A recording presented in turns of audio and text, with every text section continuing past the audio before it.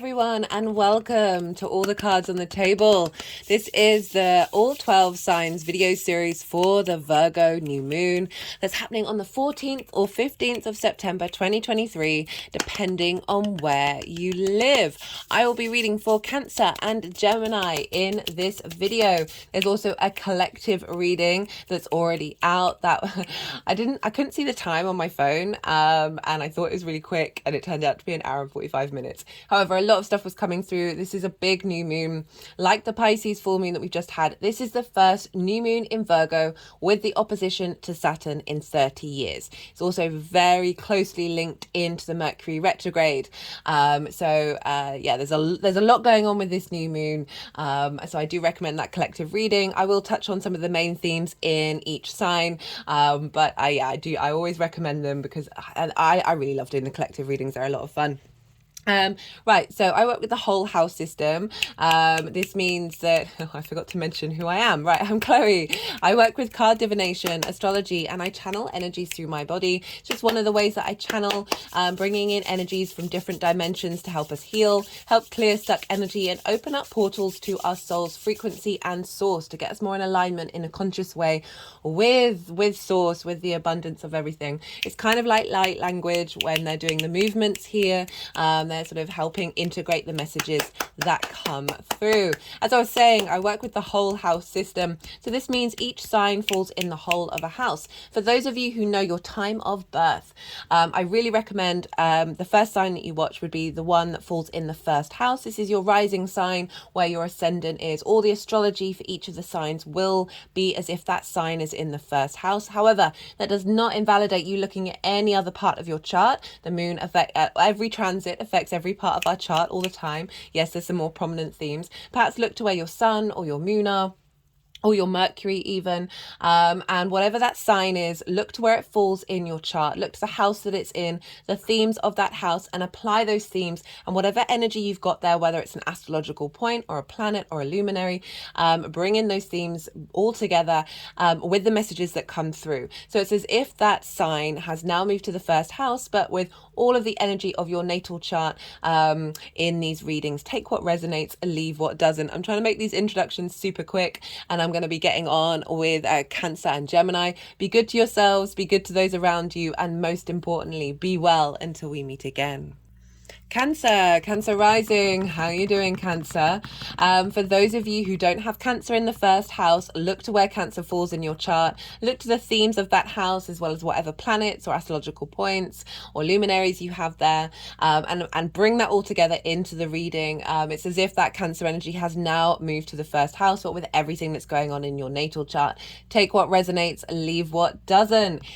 Well, in general, regardless of whether Cancer is your rising sign or not, Cancer and Virgo are both yin night in nature, and their Cancer and Virgo is what's called a sextile. They sextile one another. A sextile is an aspect of Venus. Venus wants to bring about harmony, a sense of connection, of value and appreciation, of love, and also creativity. So a sextile, there are three main things that signs can have in common with one another. At the baseline, we've got the yin or the yang energy, then we've got the element, and then we've got the modality. So Cancer and Virgo, they are both yin night in nature, the more feminine aspect, the sort of the nurturing, the observational, the drawing towards you energy rather than the sort of direct action. This is sort of more of a stillness and a cultivation, and there's an element of strategy, and so they've got that baseline in common. But Cancer is water and cardinal, and Virgo is mutable earth. So they've got those two other layers. They're different. So you're playing around with four energies that don't have something in common, but the baseline is in common. And this is where this sense of appreciation of that which is not like you, but deeply familiar, can bring about that sense of appreciation and value, as well as the creative brainstorms, because you fundamentally understand one another, but you're coming at it from very different perspectives. So you're able to bring all this and harmonize all this and have a sense of value and connection with these two signs. So that's the kind of energy. This is very supportive energy for wherever your Cancer falls in your chart with this Virgo moon.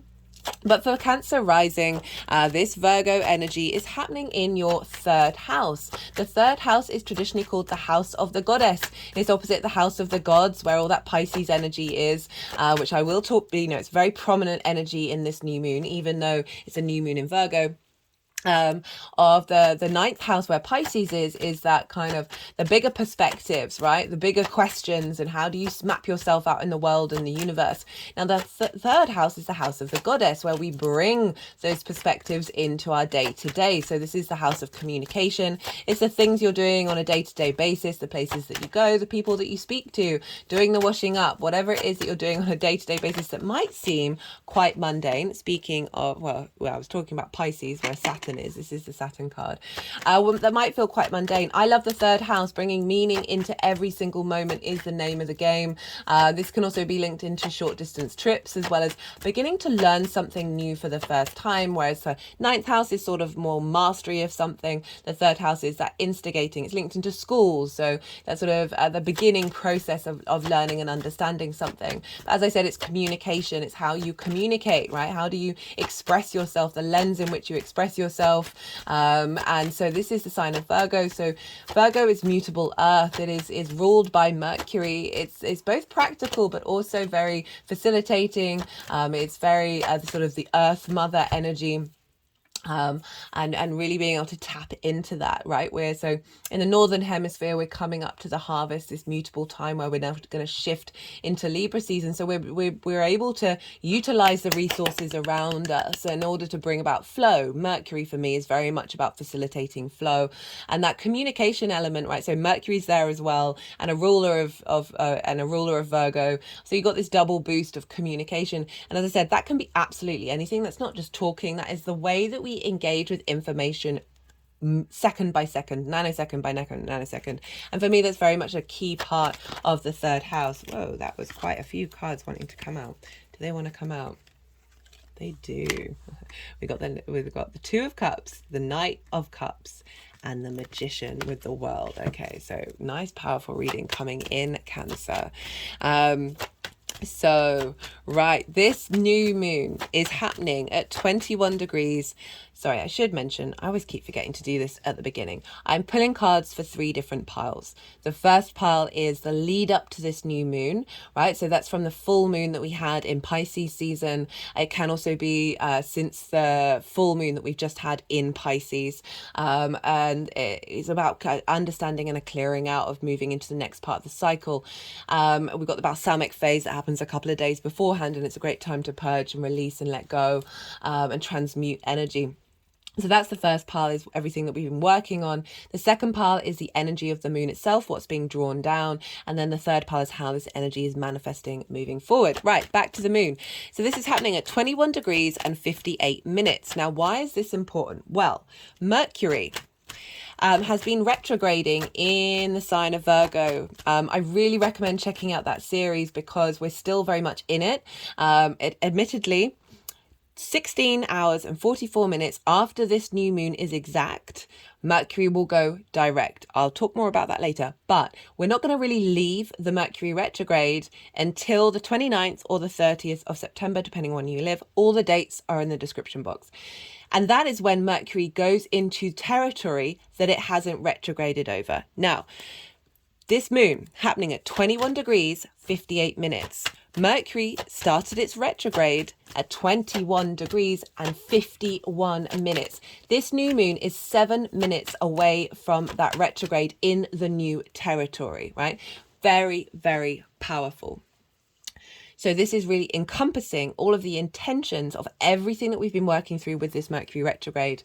It's opposite Saturn for the first time in 30 years. This is a big shift. And this new moon, which is starting a new cycle where we plant intentions and seeds, where the moon is at its darkest, so it's the most receptive of the unconscious space with all the vision and clarity and purpose and animation of the sun, moving forward into a new cycle that, that first pile is not only from the full moon in Pisces that we had in Pisces season, and also the Pisces full moon, but also the last 30 years of clearing out some cluster, right? Virgo is very organized, very planned, very analytical, and being able to understand where that there is a new journey happening. So it's very, very powerful. Not to mention the fact that Mercury is station retrograde at the time of this new moon, and station planets happen at the beginning of the retrogrades and the end of the retrogrades. This is when it looks like the planet is slowing down. So imagine all of that energy of that planet is no longer in fast movement, is no longer moving backwards or forwards. It is slowing down. So there's an exaggeration and amplification of that energy. Very pivotal things happen around the stations, and so this is feeding into this new moon. I love the fact that Mercury is still retrograde, because retrograde planets are very good at being able to break out of convention, break cycles. Having gone through the depths, having gone over territory many times, they see the nuances and the details and see how to find new pathways through that. So we've got all of that power of that very innovative energy of a retrograde Mercury stationed as well, right? So very, very powerful energy feeding into this new moon. And so whatever's going on with Mercury is having an impact with the new moon, and Mercury is opposite Saturn. Hello, Saturn, over in Pisces. For those of you who've watched the Mercury retrograde series already, a lot of what I'm going to be saying is mimicking a lot of what came up in the Mercury retrograde, because Mercury's stationing direct is then going to move forward and it's going to hit the same aspects that this new moon is making, because a lot of the aspects that are going on are with outer planets. They're the ones I'm mostly talking about, and they move very slowly. And so this moon is very much a mirror of this Mercury retrograde. So it might be a really good idea to go and watch that. In each introduction, I break down some of the major aspects for the Mercury retrograde, which will give more depth and understanding about what this new moon is all about. Anyway, Mercury is opposite Saturn. It started its shadow phase opposite Saturn, and now it's ending the retrograde opposite Saturn. One of the key phrases that came out with that Mercury retrograde is practical magic. So the combination of that Piscean energy with Mercury, as well as some of the other things I'm going to talk about later. So this ability to bring integrity, which is Saturn, a breaking of karmic cycles, a strengthening of foundations, a sense of dignity and responsibility in what we do and how we move forward in the next part of the cycle, is feeding into Mercury of being able to find different ways of navigating where we are now that isn't based on past soul contracts that have cleared out. So really a fresh new start. Oh, my head just rolled back. Really a fresh new start with this. And that is all feeding into this new moon. So we're getting the integrity of Saturn, even though it's not opposite this new moon or not making a direct aspect, is feeding into Mercury. So therefore it's feeding into this new moon of bringing about some strength and some integrity with the way that we move forward. Oh, no. The OCD in me wants to move that outwards. So I absolutely love that. And that is one of the main aspects that Mercury is making. And so that's a very powerful aspect that is not only influencing the moon, but essentially influencing the whole of your chart. I talked about this in the collective reading and in the Mercury retrograde, that the moment the sun went into Virgo, the whole of the chart is being governed by Mercury, except when the moon was in Cancer, which was, I think, not yesterday. When was that? Saturday and Sunday. When the moon was in Cancer, she was in her own realm. Now she's moved in, she's currently in Leo. And so the whole chart, if you go, the chain of events is is ending with Mercury, and Mercury's in its exaltation in Virgo. So very, very powerful. So the moon and the sun are opposite Neptune. So whereas Mercury is opposite Saturn at the beginning degrees of Virgo and Pisces, the moon and the sun are opposite Neptune at the later degrees. Neptune is about bringing different realities into your own, of a sense of expansion, a sense of unconditional love for who you are and seeing things differently. So we've got a kind of a duplicate energy here that's feeding into this new moon of bringing in not only one of the main messages that was coming through is clearing out distortions and realities that don't serve you any longer, and being able to open up your mind to new ones that you can't even possibly comprehend.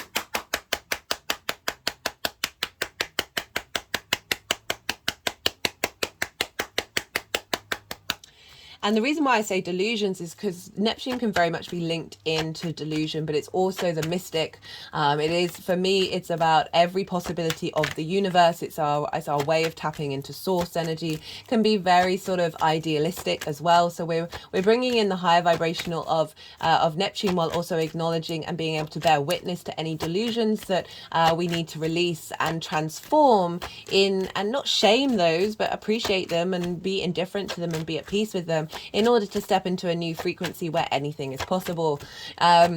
We also have a grand earth trine. So obviously Virgo is a earth energy. Pluto is over in Capricorn, trining this new moon. And you have Capricorn in your 7th house of your one-to-one relationships. So we've got communication and one-to-one relationships, intimate relationships, whether that's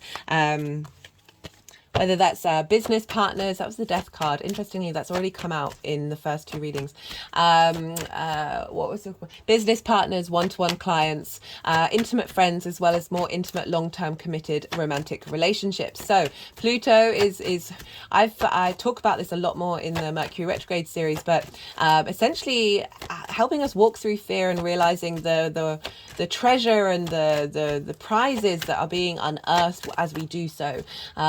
Collecting into our collective earth body, earth resources. And this is in your 7th house. So this is really helping facilitate a new way of communicating and understanding how your one-to-one relationships show up.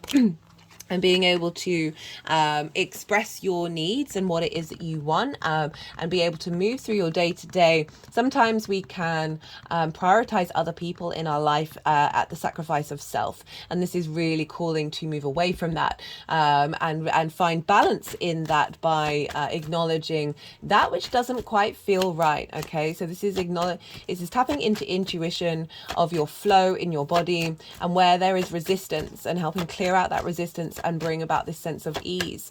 We also have Taurus and Uranus over in your in your 11th house of hopes and dreams, friends, groups, and alliances. So, and reaping the benefits from your 10th house, which is your career house or your life purpose house. And this is where Uranus and Taurus are, Uranus and Jupiter are, and this is forming a grand earth trine of practicality, loyalty, stability, as well as harnessing the magic of everything that's going on in Pisces into a vessel in the 3D world, right? And creating from that space. So your hopes and your dreams. Uranus wants you to be uniquely yourself and be confident doing so.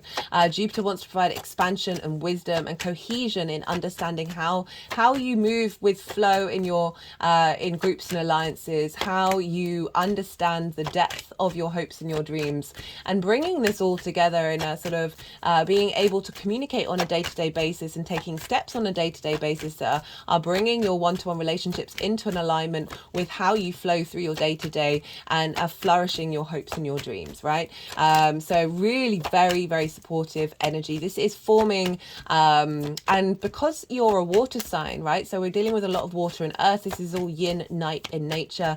So this is very familiar to you. And Jupiter and Uranus are going to be making a sextile to your Cancer energy. That Pluto energy is opposite your Cancer energy. And so we've got a lot of... what else did I want to say? Yeah, we've got a lot of support coming in that's feeding trines and sextiles feeding into your Cancer and for your first house is how you embody yourself in your through your sun or your moon, depending on if you've got a day or a night chart. This is often how other people see you. This is your body, your vitality, your appearance, and all of this very supportive energy of getting this sort of reboot with the goddess energy, right? This sense of connection to the earth, of connection to your day, and finding joy in that, releasing judgment, releasing hello, high priestess, very goddess energy, bringing in a sense of, I mean, I keep getting the word intuition come up, and I'm not just saying it because of the high priestess, because one of the major themes that was coming up in that collective reading, which I will touch on, was don't micromanage the universe, right? Virgo can need plans, need structure. It can be very, it's very observational, and that can lead to an imbalance of the analytical mind that focuses more on the problem, on judgment, on self-criticism or criticism of the outside world. And all of these things are distortions of the flow of which that analytical mind can move in, where it's not getting trapped and limited by past experience. And it's not getting trapped in this idea of perfection, which is that Virgo energy.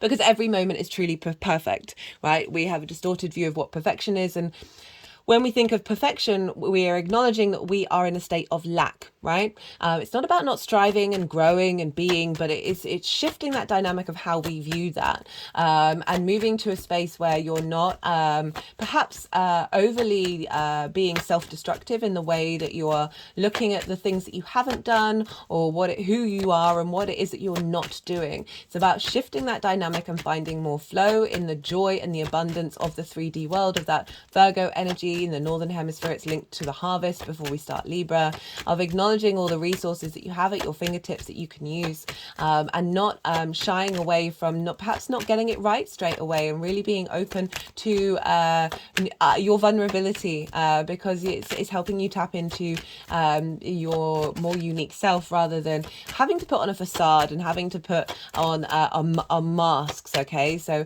really being able to walk with a bit more grace. There were lots of cards that came up in the collective reading linked into paths, and acknowledging that we don't always know the details of how we get to somewhere. It's not about not having hopes or dreams. It's more tapping into what that feels like without micromanaging how you get there, because the more that we have expectations and make assumptions that just go to the extreme. Yes, obviously we're meaning making machines, and we can find patterns in the world around us, but perhaps not taking it quite so seriously, right? And not limiting ourselves by, oh, I didn't do that at that moment, and therefore you just sort of self-flagellate with the Virgo energy. And so this is really calling to open up to the nourishment of that earth energy, that earth mother energy of Virgo, and really know that you are held and that you are loved and that you are valued, even if you don't necessarily say the right thing or do the right thing all the time. That in and of itself is perfect, right? I talk a lot about judgment and perfection when it comes to Virgo. I was surprised that energy came up for this full moon, new moon, but it did. But it's giving in a lot of understanding of how we can shift that dynamic and move out of that space, because it's fundamentally very short-sighted and it's keeping you trapped, right? We've got the 8 of Swords come up, so that's sort of move that down, highlighting that dynamic. Okay, they put the deck down. We'll see if they want to put the deck back up again.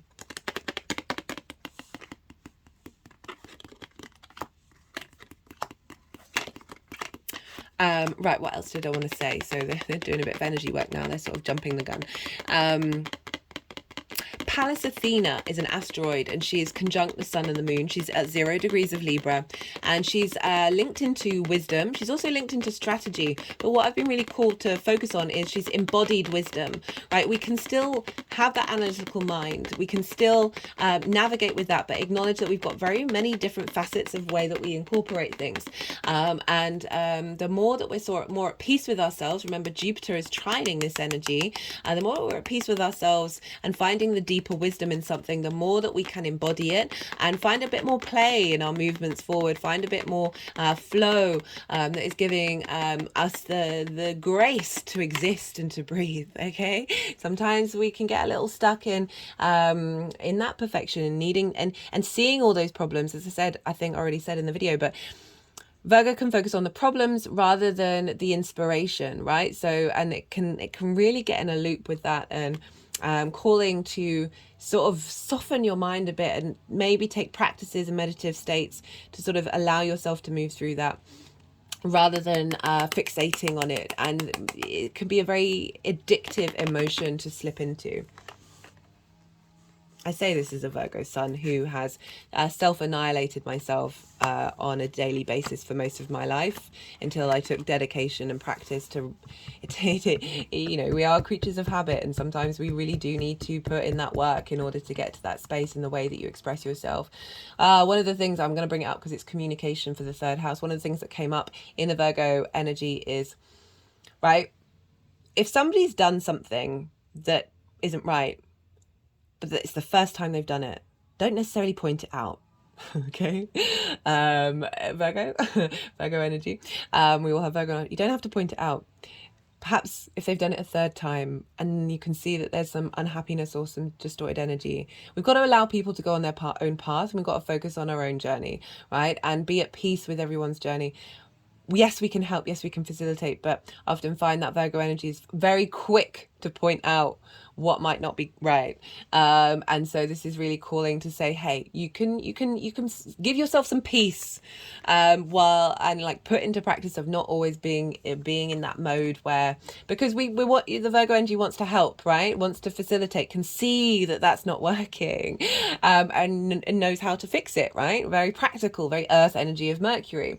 And sometimes there's just give yourself some grace, right? Focus on your energy rather than others. Focus on your vibration rather than other people. Yes, if it keeps recurring, then we can be like, hey, I've noticed this thing here, let's sit with it, right? I can see that you haven't observed it, because the Virgo energy is so good at being an observation. You have that in your communication. You're able to see on your day-to-day basis of like how to fix things and how to sort things out, and so sometimes that can get really exhausting, right? Virgo, like all signs, are both blessings and curses, so in the best possible wonderful way.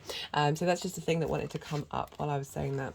Okay, so I'm gonna go quiet because I think I've said everything I needed to say. You've just had the yang day action side of it, the extrovert, the stimulation, the go, go, go, go, go, go, go. Now we're moving into the yin night energy, the rest time, where I'm going to soften my mind and let the energies do what they need to do. Then they're going to move the cards into the 3 piles, and I'm going to go quiet. I call you to soften your mind. Don't try and analyze what's just been said. Let it all settle. See if you get any intuitive hits, and then we'll come back round again and incorporate the tarot. Oh, you've got the Magician and the High Priestess and the World. Oh my goodness.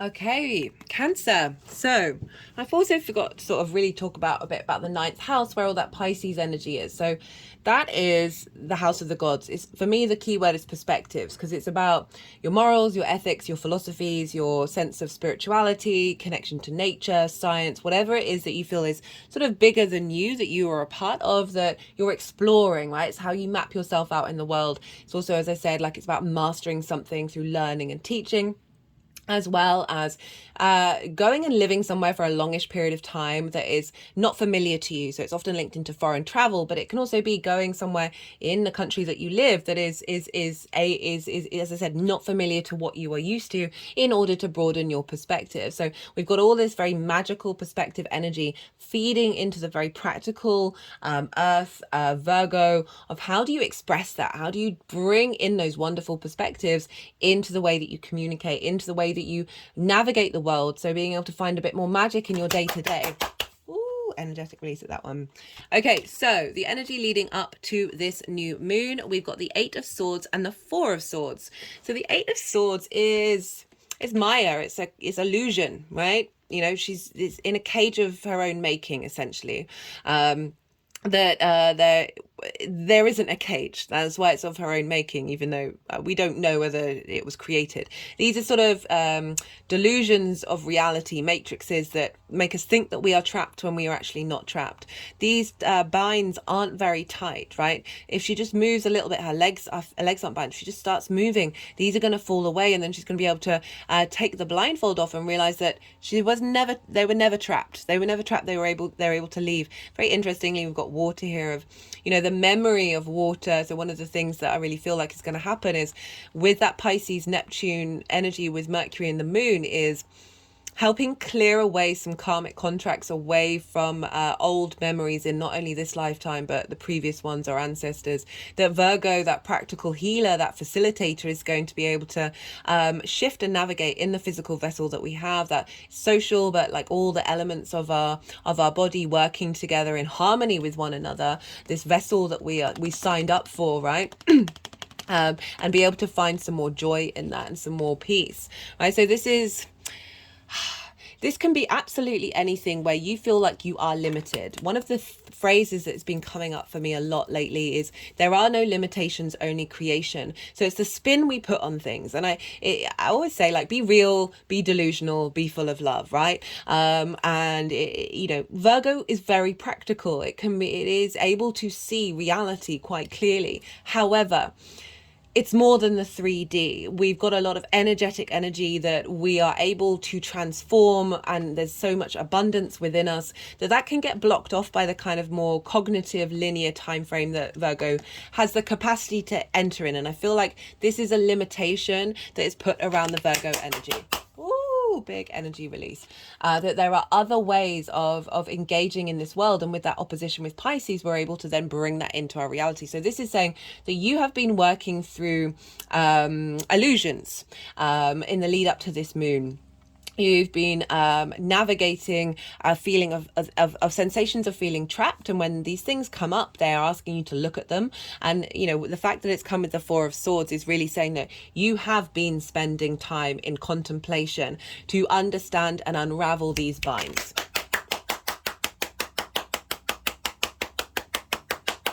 And this can be in the way that you express yourself, or the way that you collect information from your local environment. Whoa, okay.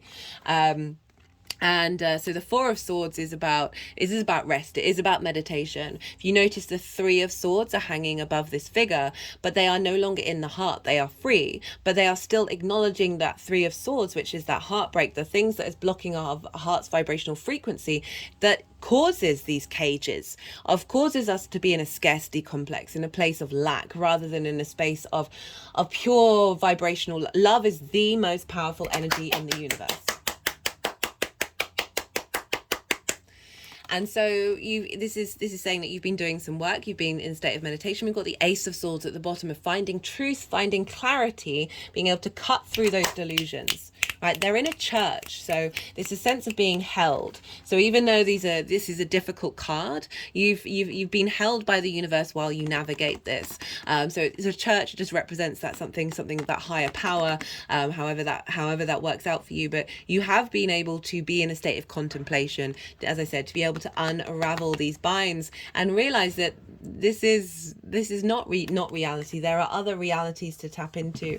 One of the main messages for the Virgo reading was trust in your past. Don't micromanage. Don't acknowledge the beauty of the path itself, rather than this sense of the limitations, of the lack, of feeling blocked. That getting present, getting into the now really helps us step out of that need to control, right? So this is there's an element of control here, and if you stay in here, you're acknowledging that control makes you feel comfortable, even if it's a difficult situation, right? We are meaning making machines. We can be in survival mode all the time, and that element of control makes us feel grounded. Yes, we need a portion of control, but it's about then releasing and surrendering to the wonder that is the universe. And this is definitely saying that there's been navigations of working through that, and you've had to take a little more time in isolation, a little more time in rest, in order to navigate that path. For the energy of the moon coming down for you, Cancer, we've got the World and we've got the Two of Cups. What a beautiful combination. The World is the final card in the major arcana. This is Saturn's card. This traditionally was a why am I not saying this right? Hermaphrodite. Sorry, I'm quite my spelling and words are not my finest hour. But I love that about myself. Like I've got a Virgo sun. This need for perfection has followed me for most of my life. I've worked on surrendering that. Admittedly, there's still a part of me that's there, but being able to laugh at yourself, being able to find joy and realizing you are made up of many different things, and that is the wonder and the beauty of experiencing life.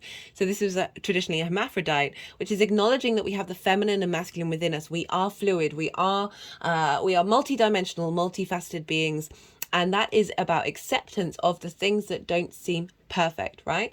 And perfect in the sense that implies lack, that there is an ideal that we should all be reaching for that is separating everybody from that space. That separation is not the aim of the game, right? So there's a wreath round here. It's a victory wreath. So this is, I know yourself. There's a completion energy here.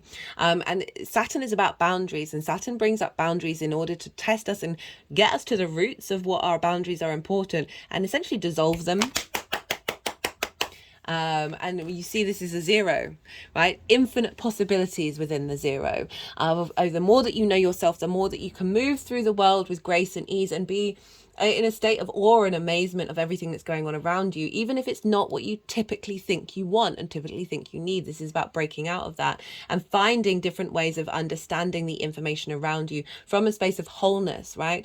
And not getting triggered or not having difficulty. But I love the World with the Two of Cups. So there's a sense of the energy that's being brought down is you feeling confident, you feeling embodied in how you express yourself, how you collect information, how you move through the world on a day-to-day basis, bringing meaning and a sense of openness to that dynamic, and being curious as well, because this figure is going out into the world and being able to enjoy it because they truly know that they are source, right? They truly know that they are everything.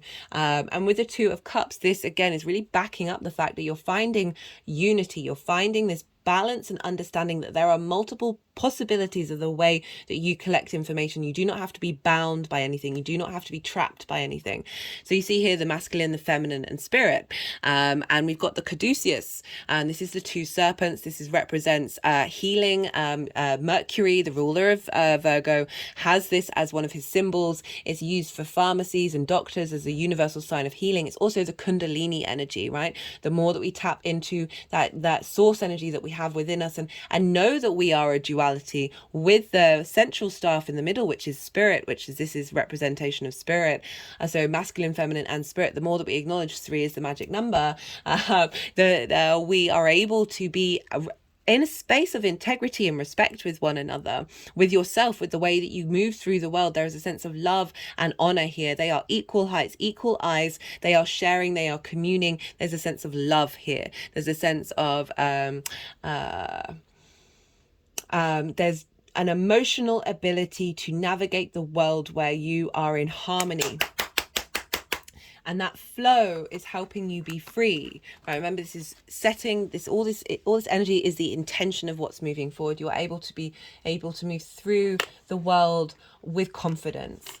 And this is doubly backed up. So we've got the Two of Cups here, and now we've got the Knight of Cups with the Magician and the High Priestess. Okay, she's wanting to go down there. So the Knight of Cups and the Magician. So the Magician is the Mercury card. So the ruler of this moon is showing up for you.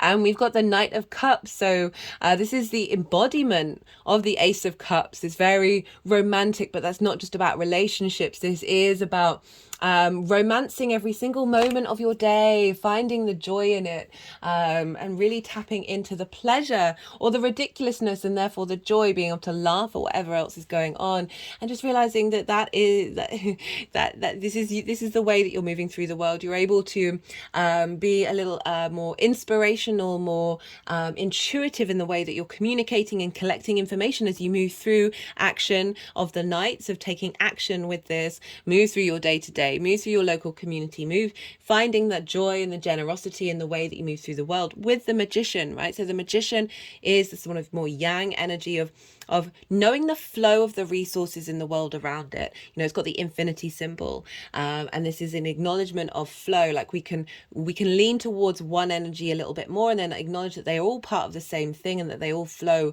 within one another. They've got all the elements here in order to take action, in order to manifest in the world. So these are very action orientated. You're drawing this energy in, this practical magic. There's not see, I wouldn't get with the Knight of Cups, the micromanager, right? It's just the Knight of Cups is in its flow, right? It's going to see where the world takes it. But we've also still got this sense of you need to have at least an element of direction and understanding and manifestation in order to create in the world. So this is acknowledgement in the way that you communicate. You're communicating more with love. My hands have just gone over my heart chakra. And when we do that, we are able to bring in the infinite resources of the universe. Crowned with the High Priestess. Okay, she wanted to go on top. Crowned with the High Priestess. So this is the counterpart of the Magician. She draws things towards her, right? So she is very much in her own power, her own intuition, and being able to, she's certainly not a micromanager, right? So she just, there's an inherent knowing within her that what is for her is for her. And there's a trust in the higher power of being able to create the reality that she needs around her.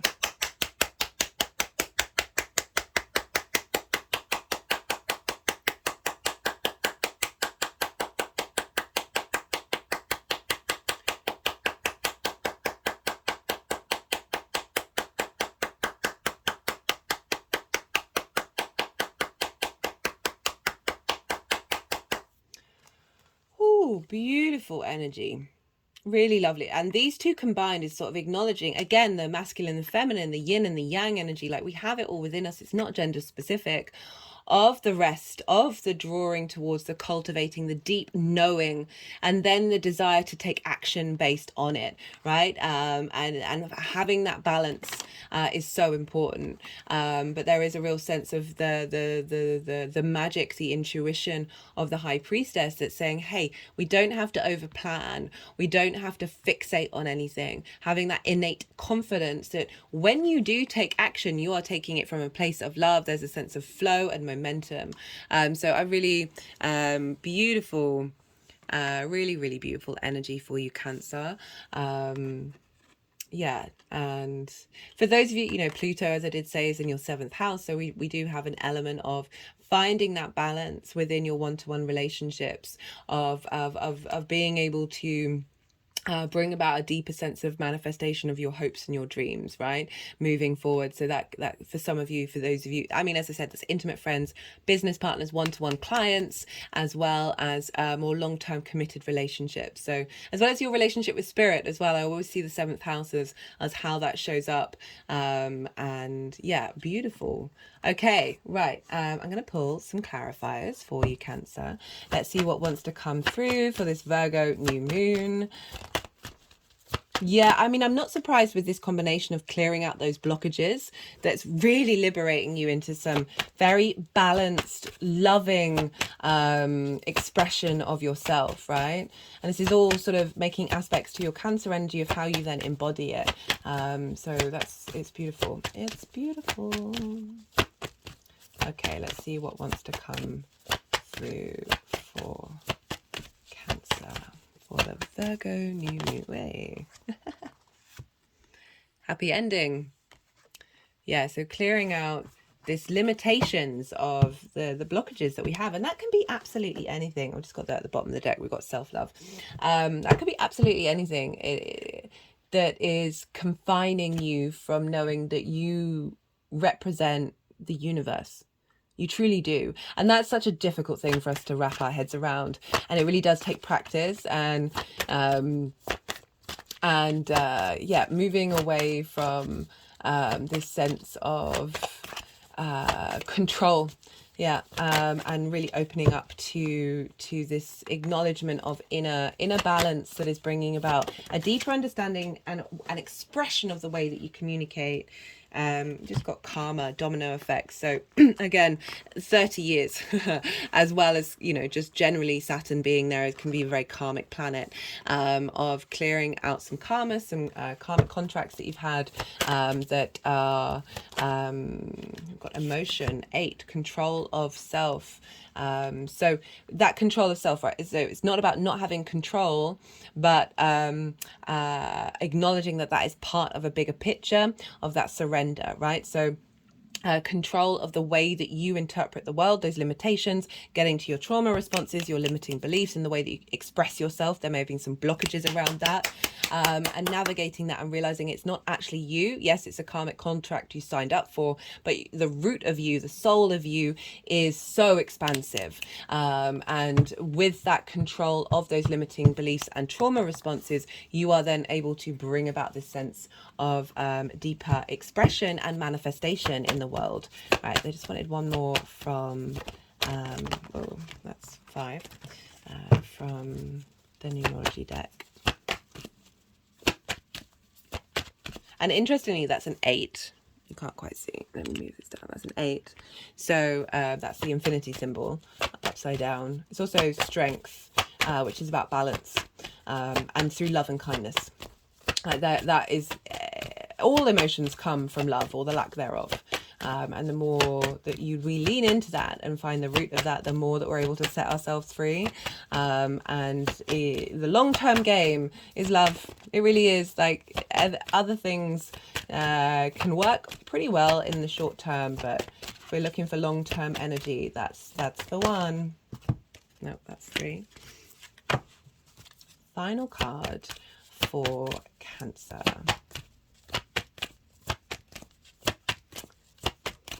Also, as I said, like linked into that 7th house, 10th house of hopes and dreams, reaping the benefits from your 10th house of, like, that can be clients that come through, that you're instigating a new journey of value of who you are and the way that you express yourself, that can manifest through your work in terms of those one-to-one clients that you're reaping the benefits from in the 10th house, as well as any intimate relationships where you may have felt blockages around the way that you value yourself and the way that you communicate, being liberated, that are facilitating your hopes and your dreams moving forward.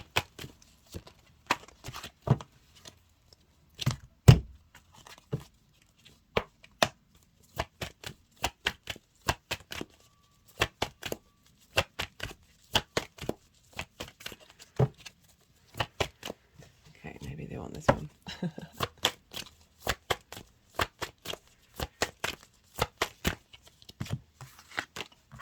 Sometimes I can just feel the resistance in my body, being like, no, they actually want to do some energy work. Okay, they're really focusing on the galaxies here. So it can be a reintegration of communication with your star family, your soul family, any hopes you have around that, and dreams, and helping see messages and synchronicities in, as I said, like Virgo in this third house, of being able to observe your environment and what downloads are coming through, what synchronicities are coming through. That you know, there's a element of fresh karma coming up that's helping you be able to tap into that and be able to clock the difference and know how to express that.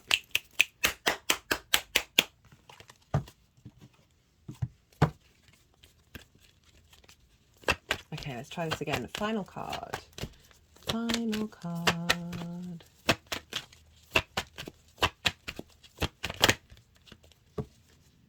Okay, that nature and communication. That nature card has been trying to come out so much. So this is getting back to your true nature. And Cancer, as you are ruled by the moon, one of your rulers is the moon. Every lunation is always going to have a bit more of a weight for you.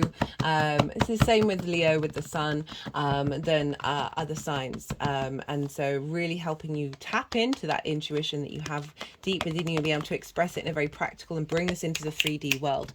Okay, Cancer, I am going to leave it at that. Yeah, I'm just figuring out what emotions are yours and what aren't, right? So often we can be governed by a lot of other energy that you're really tapping into yourself, right? This energy that's coming through is the World card of knowing yourself and a sense of completion of that, and then springboarding off that into like big manifestation energy. All right, okay, Cancer, I'm going to leave it at that. If you like this video, don't forget to hit the like button.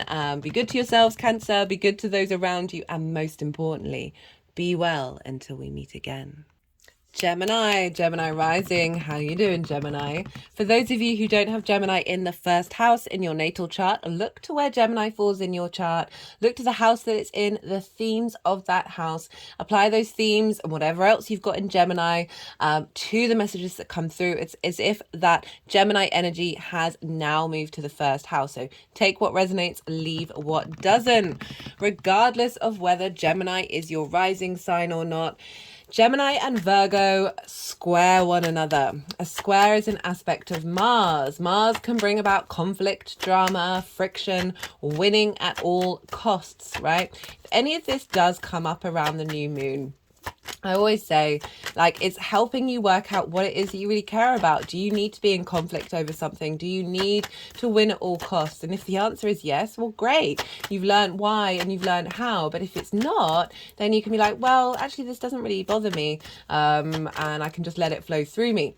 The other side of a square. So squares can be a little bit disruptive, but they are one of the biggest manifestation energies in your chart. And this is because it's about friction. So it's a 90-degree angle where these two energies are butting heads with one another. Do it at home, push really hard, see what kind of like intensity there is there, being that middle point, that point, what's being forged in that middle point. Because without friction, we wouldn't have this linear 3D time frame reality construct that we're very consciously aware of. Without friction, atoms wouldn't bump up against one another and create time and space. So this is, why is it friction? Because squares, they are the same modality. So there's three main themes that signs can have in common with one another. The bottom line is the yin yang energy, the feminine, the masculine, the night and the day. Then it's the element, and then it's the modality. So Gemini is a mutable air, and it's yang, day in nature. And so the baseline and the element, so the baseline is yang, and then air, and then mutable. Virgo, yin, earth, mutable. So you've got the top thing in common, right? So the predominant layer of how to do something, right? How do they work? They're both mutable, very adaptable, very changeable. And so when we have squares by sign, this can be like both sides think they're right. And this is where the conflict can come up energetically, where both your Mercury, so your Gemini and your Virgo energy, they both think they've got the right idea about how to go about something. However, when you shift this energy away from competition, away from winning at all costs, and go, hey, we've got a way of doing something, and we're both looking looking at it from different perspectives, and we can bring that together and harmonize it. I love the Gemini Virgo square, right? They're both ruled by Mercury as well, so they've got another thing in common. Gemini, very playful. You enjoy the enjoyment of collecting information and sharing it. There's sort of pure pleasure, the play on words, the play on information. You are the fastest moving sign in the zodiac. The need for stimulation, that yang, the need to take direct action. Virgo, very observational of that information and then grounds it and makes it practical. So having that Virgo Gemini energy combined brings in that playfulness, that joy of the universe, as well as that Virgo energy saying, hey, what are we going to do about it? How are we going to facilitate this? How are we going to make this into reality? So you've got this combination with this Virgo new moon. So this is a great way of bringing about intentions that bring harmony to that square.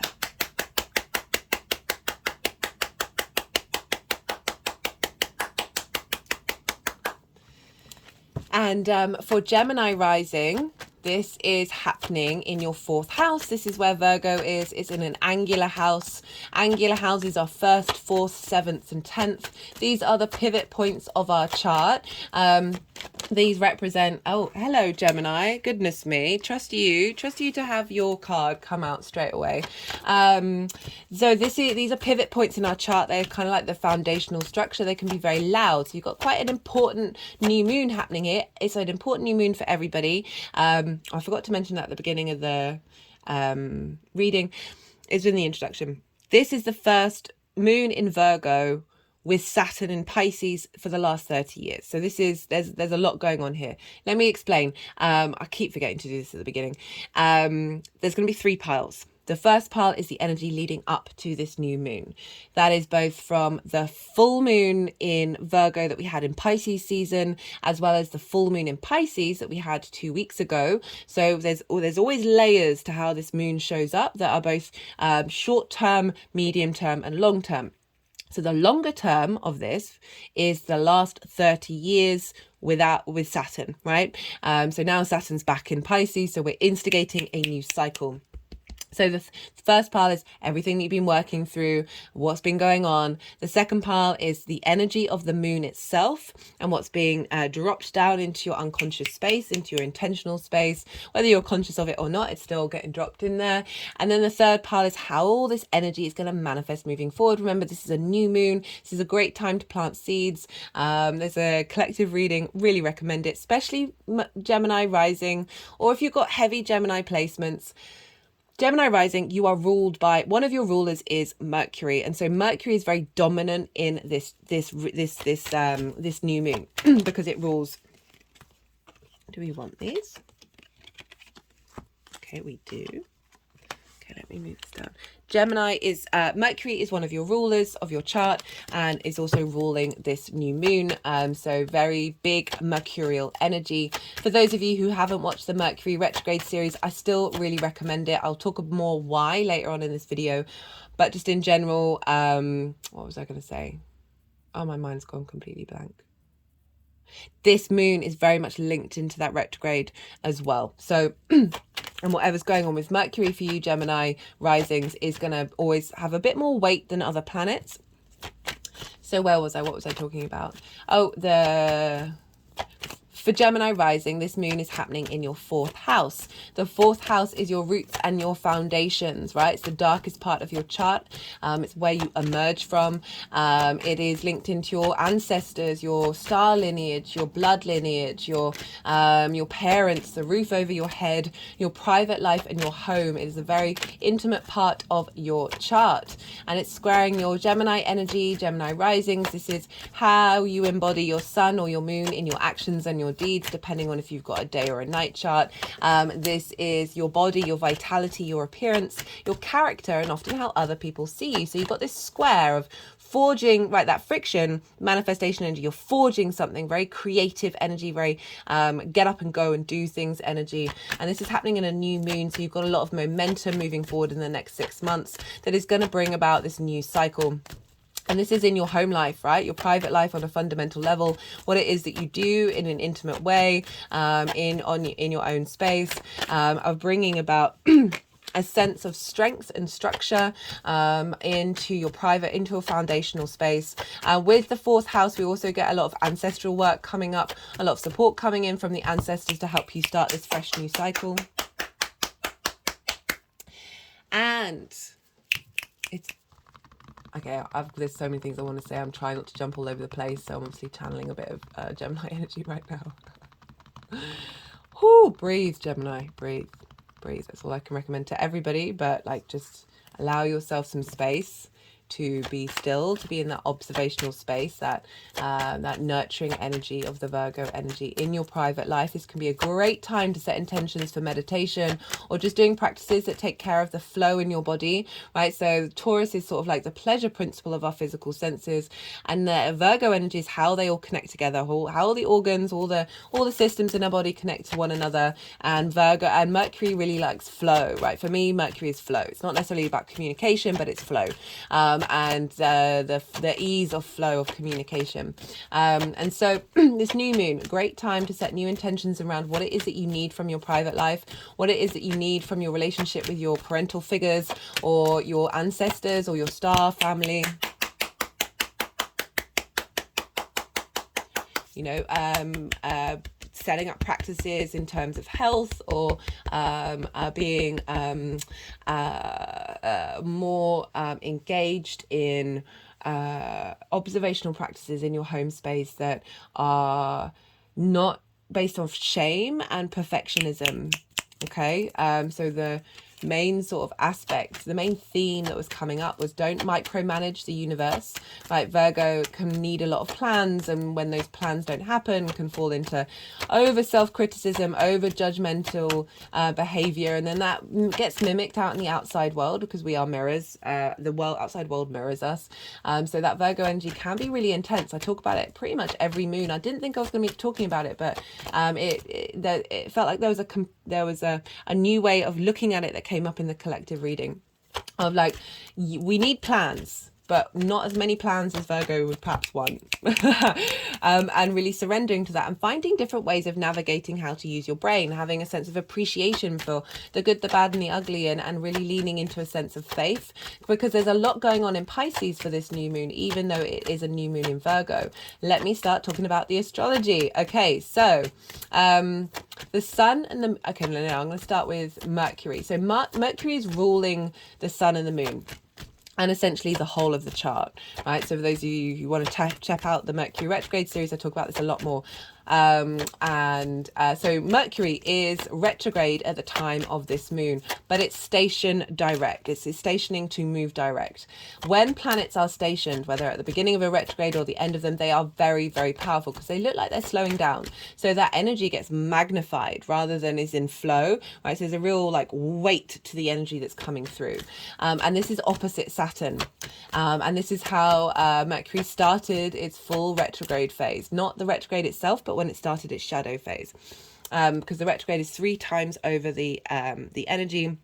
I find with retrogrades, it's not until it gets past beyond the degree that it retrograded over, which I will talk about more later on, because that's linked to where the sun and the moon are. But Mercury is opposite Saturn. Saturn is over in Pisces in your 10th house, another angular house. 10th house is your life purpose, your career, which doesn't have to be your life purpose, your reputation, how the big outside world sees you. So Saturn's moving through there. Again, I've done a Saturn retrograde series as well as a Saturn in general in Pisces series. I recommend both of those if you want. It's in a pivotal part of your chart, so you might want to go check that out. Anyway, Saturn is coming along and stress testing your integrity around your life purpose, helping you get stronger through that, bringing about a sense of integrity and responsibility and duty. It's very karmic, Saturn. It's about the cycles of time, of cause and effect, and very much feel like this is instigating a new set of karmic cycles.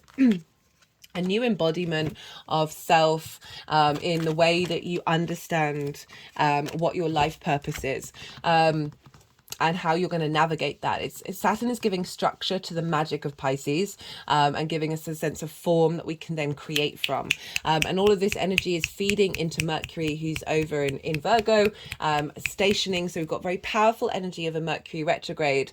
Mercury retrograde planets, they go over territory 3 times. So they find the nuances in the small details of things, and then they're able to find new pathways against convention, against the grain, being able to break out of new patterns. So we've got Saturn, the lord of karma. We've got Mercury in a retrograde phase in its own sign, in its exaltation, the only planet in the solar system that is in its exaltation in the sign of Virgo, in its own sign. Very, very powerful, of really wanting to bring flow into the 3D world. As I said, practical magic was very much the theme of that, of having that faith of Pisces, right? Of not micromanaging it. You can have a sense of direction, but don't fuss over the small details. Just keep embodying yourself in the day-to-day, finding flow in the moment of now. As I said, this can be a great time of setting intentions around meditation in your private life, which can be really difficult for us all. I really get that. And so all of that is feeding into that Mercury, a very, very strong Mercury. And the rest of your chart is being governed by this, okay? And so this is now feeding into that new moon. What's going on with the moon? Well, the moon, this is happening at 21 degrees and 58 minutes. So they're just doing some energy work for you. That's why my hand is like this. 21 degrees, 58 minutes. Why is this significant? Well, Mercury went retrograde at 21 degrees and 51 minutes. So this new moon is happening 7 minutes after the retrograde phase. So what I said earlier, I find with retrogrades, things don't really start to get going until that planet has moved into a part of the sky that isn't linked into the retrograde. So this new moon is happening at that point, while Mercury is over right at the end of its retrograde, stationing, very powerful, 16 hours and 44 minutes after this moon is exact. Mercury's going to go direct. So this is super potent. There's a lot coming in with the energy that is getting essentially instigating a new 30-year cycle with this Saturn side of it that is going to break out of old structures, old karmas, old illusions. And the reason why I talk about illusions is because this moon is opposite Neptune. So Mercury is opposite Saturn at the beginning degrees of Virgo and Pisces. Neptune and the sun and the moon at the end degrees of those 2 signs. Neptune is all about bringing different realities into your own. It is, for me, the connection to source energy. It's all the possibilities of the universe in this representation. It's very mystical, very magical, very idealistic, unconditional love, but it's also linked to the sort of more shadow side of it, but also a very helpful teacher is delusion and illusion. An illusion in a more disruptive way than one where you can enjoy that illusion, right? So let's focus on delusion. Of this new moon feels like we are being given collectively the tools of being able to see through matrices that are based on delusion, that are distortions away from that love energy. And this is happening in your roots and your foundations of like where you've had misconceptions around what your foundational structure is. It's way stronger than you probably imagine. Had an energetic release, as well as any delusions that you've had of your ability to be seen in the world. And the reputation around that and your ability to commit to your life purpose. This is also about bringing in different realities. There's way more going on in the universe than we even could possibly comprehend right now. Way more going on that we're able to bring in those different realities into our own. Again, that practical magic of there's a sense of faith of that Pisces and being able to be in flow in the now with the very the observational skills of Virgo, right? Very analytical. Really such a great skill. It's not about shaming that skill, but acknowledging where that can go to extremes that fall into judgment and self-criticism, which are based on scarcity and lack, right? You have everything within you in order to create the reality that you need.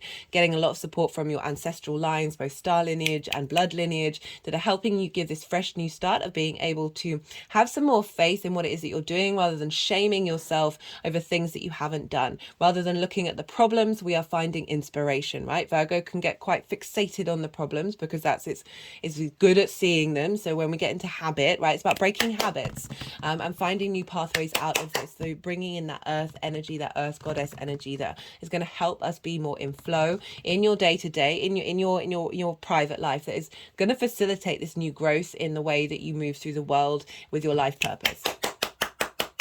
We also have a grand earth trine, which I go into in way more detail in the Mercury retrograde video. So Pluto's over in Capricorn, in your 8th house of the outside world's resources, as well as Jupiter and Uranus in Taurus in your hidden house, your house of mysteries.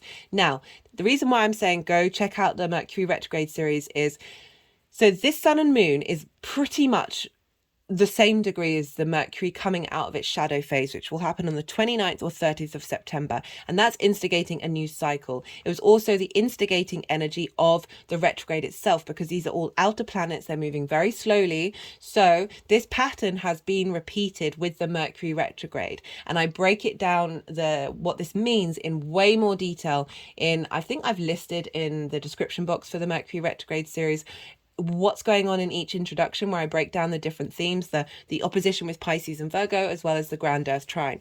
Essentially, Pluto in Capricorn, in your 8th house of the give and take between you and the outside world, Jupiter and Uranus, so bringing up treasures and transforming intensity and magnetism of how you engage in the world. Jupiter and Uranus over in the 12th house, the hidden house, the house of mysteries, giving liberation to trauma responses and limiting beliefs and setting your soul's frequency free, sense of deeper wisdom and understanding. This is all funneling in to the Virgo area of your chart. This is forming a kite, right? And the where you look to on the kite is the tail. The tail is this new moon. All of this very beautiful outer planet energy. So they are thinking long-term planets feeding into this new moon that is here to liberate us. We also have Pallas Athena, which is an asteroid at 0 degrees of Libra, very closely conjunct this moon. She's about embodied wisdom. She's also about strategy. But the collective reading was very loud and proud and saying, this is not about micromanaging the universe. This is about finding another way of navigating that Virgo energy. However that looks for you, sit and meditate with it. And with all this wisdom that's coming in, we are then able to embody this sense of flow in the now and use that observational skills while also surrendering at the same time. That sort of mutable energy, bringing that into being with that Gemini energy, that you're able to then create a new way that you engage with the world from the roots and your foundations in the way that you embody yourself. Okay. That's everything I think I want to say. So I'm going to go quiet now. So you just had the Yang Day action-based side of the reading, very stimulating, very fast. Sometimes I feel like I'm speaking slower than I used to. There's just a lot I want to say, and that's half of what I wanted to say. Right, so you've had all the stimulation, the extrovert, all the information. Now we're gonna soften our minds. I'm gonna go quiet. I call you just to settle yourself. Don't try and overanalyze what's just been said, and just see what intuitive hits come up and allow that yin night energy to let flow through us. I'm gonna do some energy work, and the energies are gonna put the cards into the 3 piles, and then I'll come back round and I'll bring in the tarot with this reading. And it's quite an interesting dynamic we've got going on here.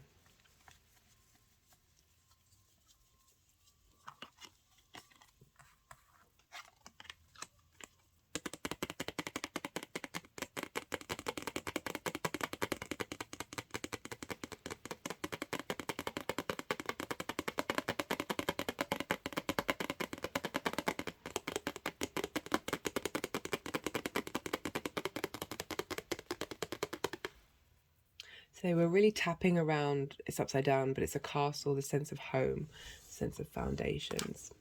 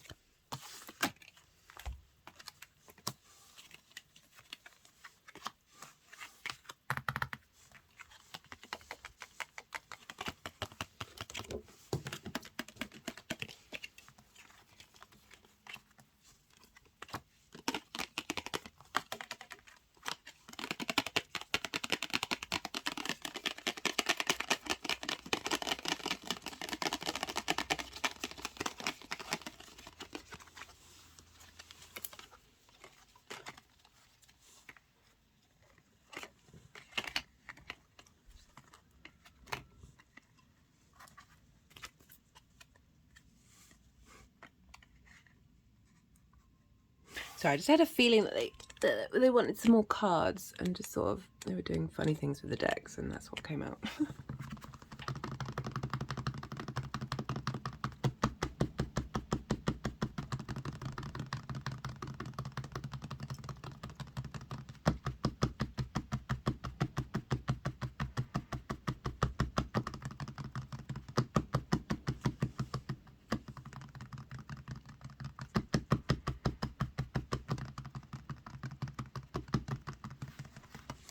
Okay, Gemini, so, oh, no.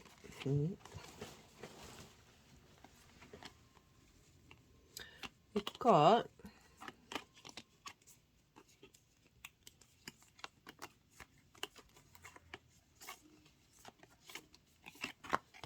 okay, I jumped the gun, I'll let them do some more energy work, okay.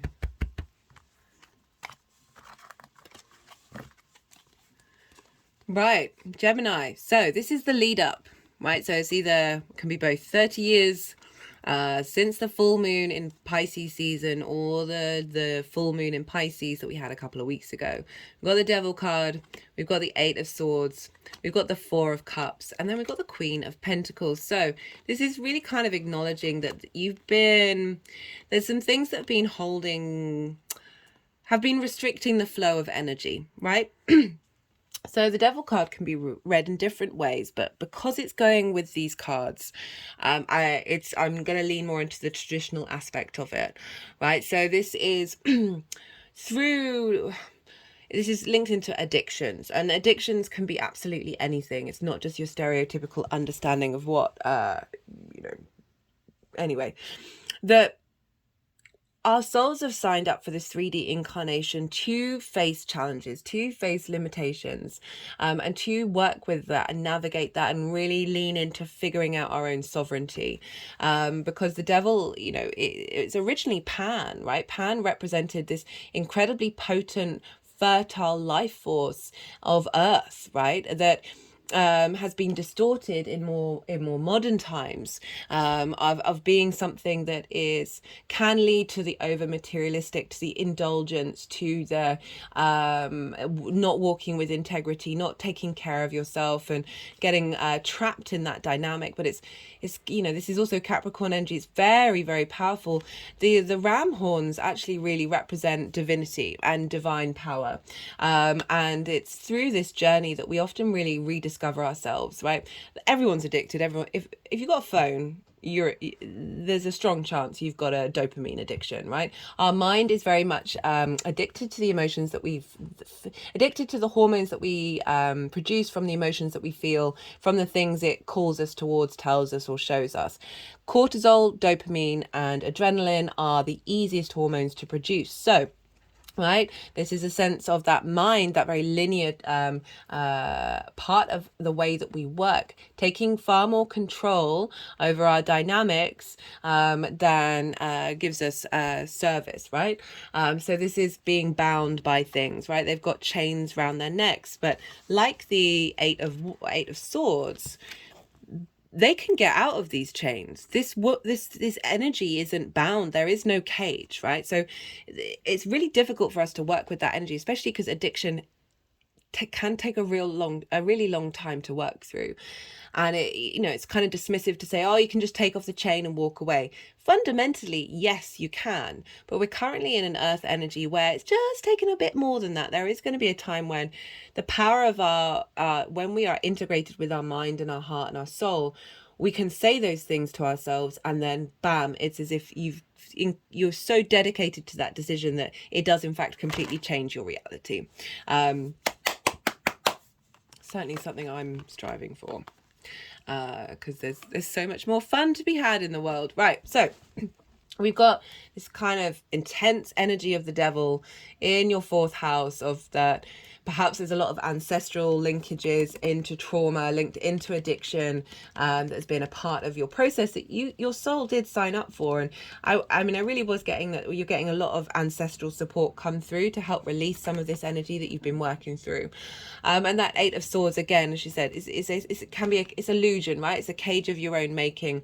And I don't mean that to invalidate any difficult situations, but Virgo can look to the problem rather the inspiration or breaking out of that, of just flipping the switch of that too much. We've got the Four of Cups here, which is comparison is the thief of joy. Now they're looking at the Three of Cups, which is like harmony, right? And being in flow with the world around you. This person's in a sort of melancholic, stagnant energy of seeing something that is out of reach and thinking it is not for them, right? But not making steps to change that dynamic.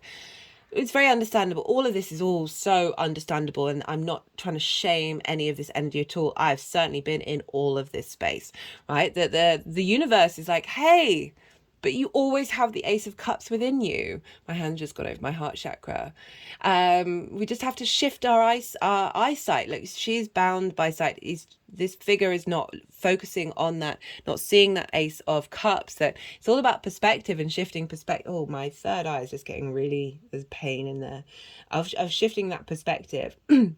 And again, I am getting that ancestral blocks around this of holding you signed up to be able to, the work that we do for our individual selves is not only helping us, but helping our ancestors who may not have had the opportunities or the privilege to be able to work through these things, or the space and the time, right? And so by you doing it and you holding space for it, but not letting it contain you, is doing a service not only for yourself but for the world around you. And with the Queen of Pentacles crowning this difficult energy, right, we can very much get stuck in a loop of this over and over and over again. And you know, for some of you, you're like, well, I'm not really seeing that so loudly. Just think about how that might be showing up on like the smaller details, right? So it's not always going to be really loud and proud, and we can think we've worked through a lot of this, but there still might be patterns where you're like, okay, that's over something small, but it represents something bigger.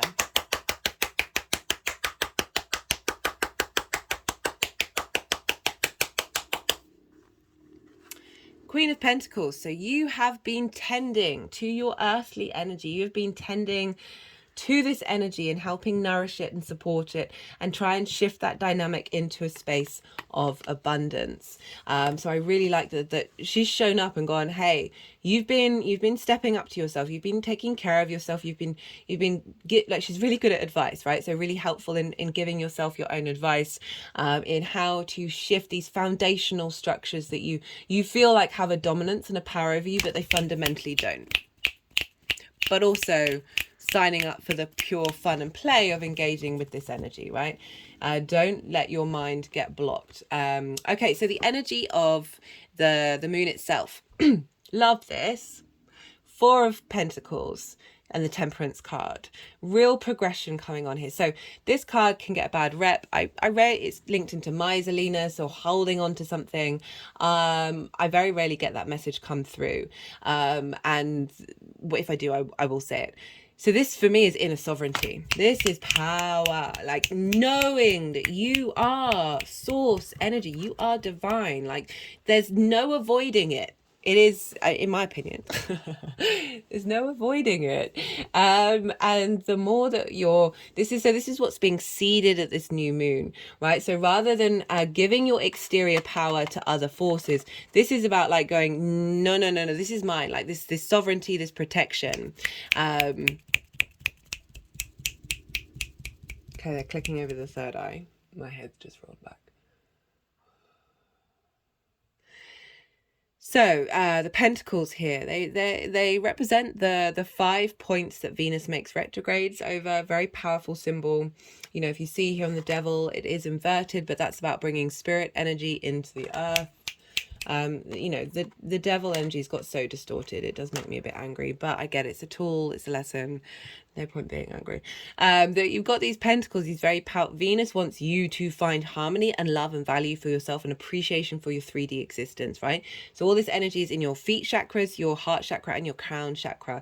So there's a real sense of power and protection. But what I'm getting is that this is not only seeding for yourself, but this energy is feeding into your ancestral line, feeding into the energy around you, the earth energy around you.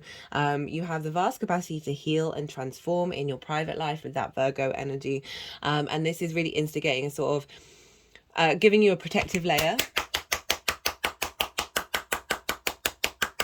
of finding the strength to basically step up to yourself and what it is that you really need in order to cultivate that power. And it's come with the Temperance card. Temperance card is all about alchemy.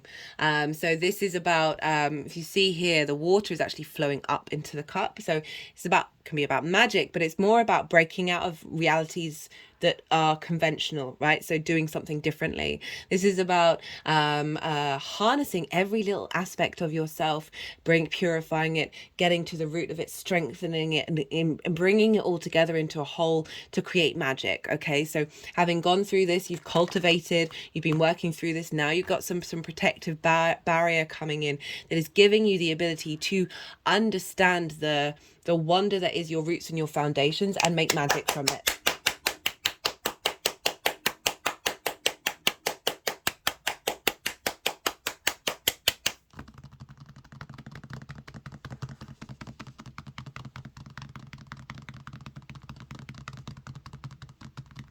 And also this is an angel, the angelic kingdom, right? Whatever you think about angels, the energy for them is very higher mind, but so much love. There's a don't fuck with the angels. I mean, do, apologies for swearing, but also, you know, these things happen. I'm British. There's just kind of like, let's get on with things. Let's just get on with it from a higher perspective. It's not about not having joy. There's enlightenment there, and with enlightenment there is joy and there is love, right? There's no getting around that.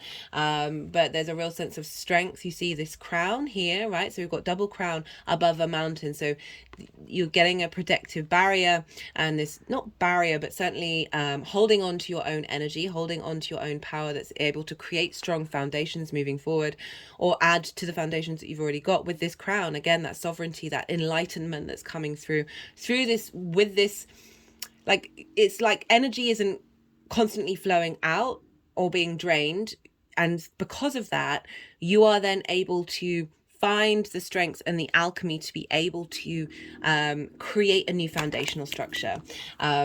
So for how this is all moving forward, let me just sort these cards out. How this is all moving forward to Gemini. Well, we've got the Lovers card, which is your card, Gemini. But the Sun and the Eight of Wands wanted to come out as well. So there's a real sense of, so this is how this energy is manifesting moving forward, that we're moving away from things that control you, limitations, blockages, melancholy, to the Sun, right? This is the most vibrant card, one of the most vibrant cards in the deck. This is about joy. This is vitality, animation, radiance. We've got the sunflowers that always know where to face to get the light, right? Always know how to move through the world from a place of pure utilization as well, right? So that Virgo energy of being able to find that flow and that ease of being able to connect to that source energy that you're cultivating within you, that real power in this 3D world of both the angelic and the practical energy coming in order to create this sense of freedom, right? The sense of purpose and direction that's coming in here. We've got the child here, very happy inner child on this horse, that you're, again, there's more protection coming in of having a vision, of knowing of how you're moving forward, but doing so from a place of joy. And we've got it with the Eight of Wands and the Lovers card, right? So we've got your card, Gemini, and the Eight of Wands is a very fast card. This is all about go with the flow. I don't question certain things. This is about fast movement energy that is taking you, right? That Virgo energy, as I said, very controlling, very planning, right? So can be over judgmental, over self-critical, all of those things. I'm just getting this feeling that this is shifting out, and you're now moving into a space where you are more confident and at ease, and you have a bit more faith in who you are and what you're doing and your structure, that you're then able to move through the world with this joy to a space where you're able to make decisions that really serve you. Okay, so yes, this can be about romantic relationships. For some of you that may well be the case, right? But that your private life, perhaps those of you who are in partnerships or whatever it is, that you're bringing, there's more movement away from addictive processes around relationships, and then bringing that into the reality of cultivating a new dynamic from joy. However, I like to focus on you, right? Because you are the most consistent thing.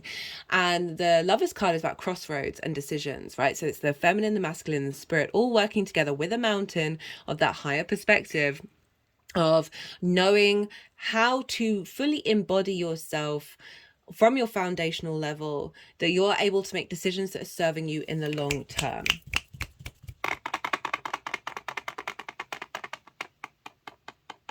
Okay, they're just sort of focusing on the fact, I'm just getting that Temperance is a Sagittarius card, and Sagittarius is over in your 7th house of your one-to-one relationships, business partners, one-to-one clients, intimate friends, as well as long-term committed relationships. That there's something about there may have been blockages around relationship dynamics, and that can come from your parents, right? There's a lot of trauma in the 4th house.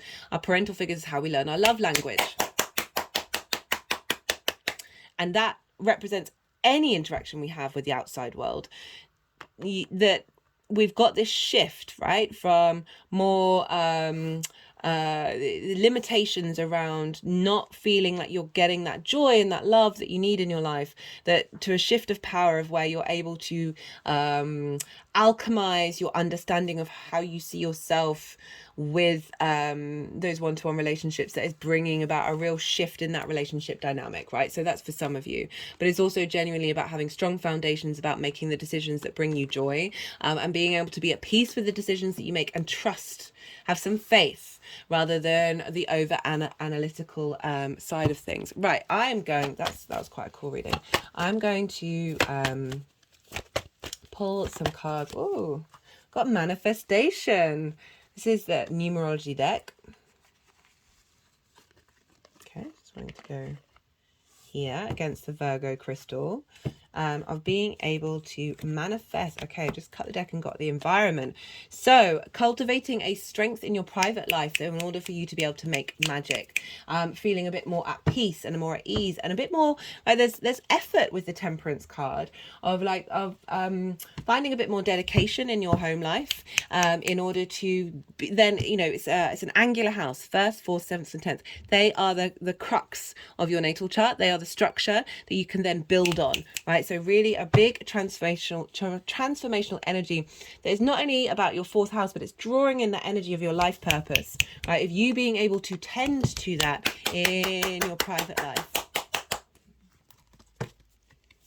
Okay, let's see what wants to... Oh, did I get a flipper? See what wants to come out. Oh, no. In my imagination. This is the First Light Tarot. This is a mixture of question cards, keyword cards, statement cards, and major arcana. Let's see what wants to come out with Gemini. We got the Sun. That was the Tower and when. They didn't want those. Freedom, nature, free-spirited innocence, right? You know, as I said, that 4th house is where a lot of our love language, our trauma comes from, that our inner child in the 5th house then goes and embodies in the way that we create. So there could be some follow-up in the Libra new moon that may come up for you, in just cut the deck and got the Hierophant, wisdom, understanding, mentoring. So this is Taurus. That's where Jupiter and Uranus are. I've done a Jupiter and Taurus transit series. I recommend that one. I think I cried in that one for you, Gemini. But there's a sense of deeper wisdom coming through from that, which is, you know, your hidden house. It's both your trauma responses, your limiting beliefs, and underneath all of that is your soul, that you may have felt a bit lost and may have been hard on yourself because you've got Virgo in the 4th house of what your foundations are, and like if that's off, then you feel so overwhelmed, right? That this is really saying that there's some deep wisdom coming in from Jupiter and Uranus to help you understand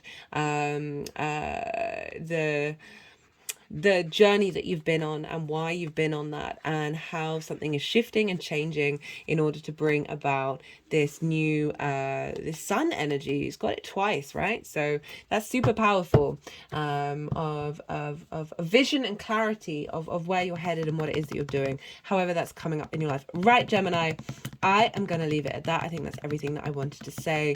Pretty powerful for that Gemini card to come out first. Okay, so this is a sort of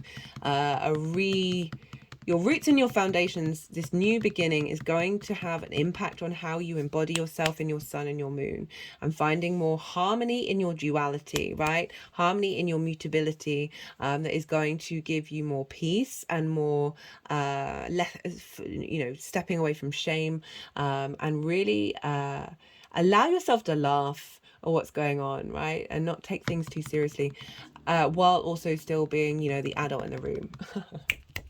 Okay, because there's definite shift away from addiction, moving into a more nourishing energy of diligence, right? Temperance is very much about putting in the work to serve your essence, and yeah, it's totally worth it. Right, Gemini, I'm going to leave it at that. Be good to yourself, be good to those around you, and most importantly, be well until we meet again.